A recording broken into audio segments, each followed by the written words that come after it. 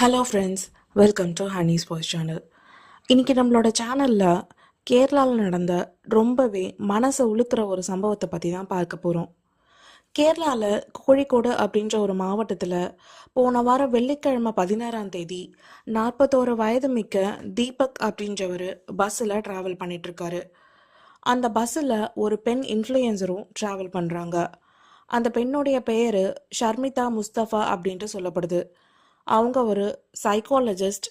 அது மட்டும் இல்லாமல் சோஷியல் மீடியாவில் 10,000க்கும் மேற்பட்ட ஃபாலோவர்ஸ் வச்சுருக்க ஒரு இன்ஃப்ளூயன்சரும் கூட. அவங்க ட்ராவல் பண்ணுற பஸ்ஸு ரொம்பவே கூட்டமாக இருக்குது. அந்த கூட்ட நெரிசலில் தீபக் அவர்களுடைய முழங்கை தெரியாமல் அந்த பெண் மேலே பட்டுருது.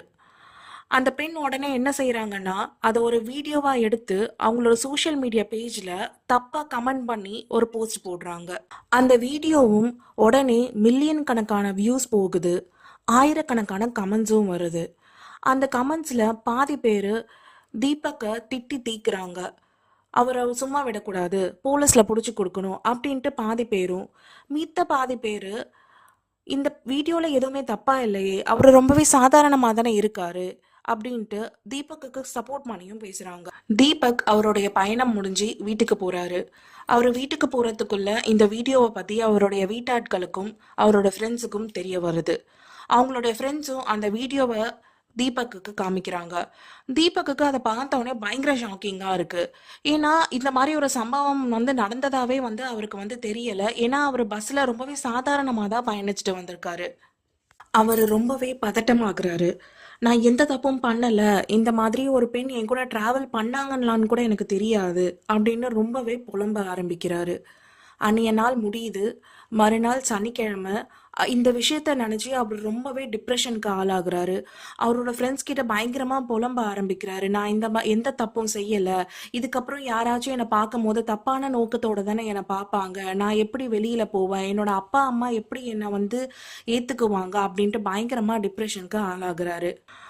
ஆனால் அவருடைய ஃப்ரெண்ட்ஸும் ஃபேமிலியும், நீ பயப்படாத, நீ எந்த தப்பும் பண்ணலை, அந்த வீடியோலையும் எதுவும் தப்பாக இல்லை, நம்ம எதா இருந்தாலும் லீகலாக கோர்ட்டில் பார்த்துக்கலான்னு சொல்லிட்டு அவரை ரொம்பவே சப்போர்ட் பண்ணி தான் பேசுகிறாங்க. அவர் இதுலேருந்து மீண்டு வர ட்ரை பண்ணுறாரு. ஆனால் உடனே அந்த பொண்ணு இன்னொரு வீடியோ போஸ்ட் பண்ணுறா. அந்த வீடியோவில் அவள் என்ன சொல்கிறான்னா, இந்த மாதிரியான ஆட்களை பற்றி எல்லாரும் தெரிஞ்சுக்கணும், பெண்கள் ரொம்பவே அவேராக இருக்கணும், இந்த வீடியோ கண்டிப்பாக அவங்களுடைய அப்பா அம்மாவும் அவங்களோட ஃப்ரெண்ட்ஸும் எல்லாருமே பார்க்கணும், அவரை பற்றி தெரிஞ்சுக்கணும் அப்படின்ட்டு சொல்கிறா. இந்த வீடியோ இவரை இன்னுமே மன உளைச்சலுக்கு ஆளாக்குது.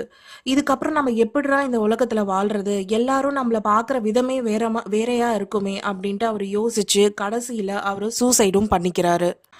தீபக்கினுடைய குடும்பம் அவர் நிரபராதி, தப்பா அவர் மேல குற்றம் சுமத்தப்பட்டிருக்காங்க அப்படின்ட்டு சொல்லியிருக்காங்க. அதனால கேரள மாநில அரசு டிஐஜி தலைமையில இந்த சம்பவத்தை பத்தி தீவிரமா விசாரணை நடத்த சொல்லியிருக்காங்க. இதை பத்தினா உங்களுடைய கருத்து என்னன்றத கமெண்ட் பாக்ஸ்ல போடுங்க. ஒரே ஒரு வீடியோ ஒருத்தரோட உயிரையே எடுத்துருச்சு.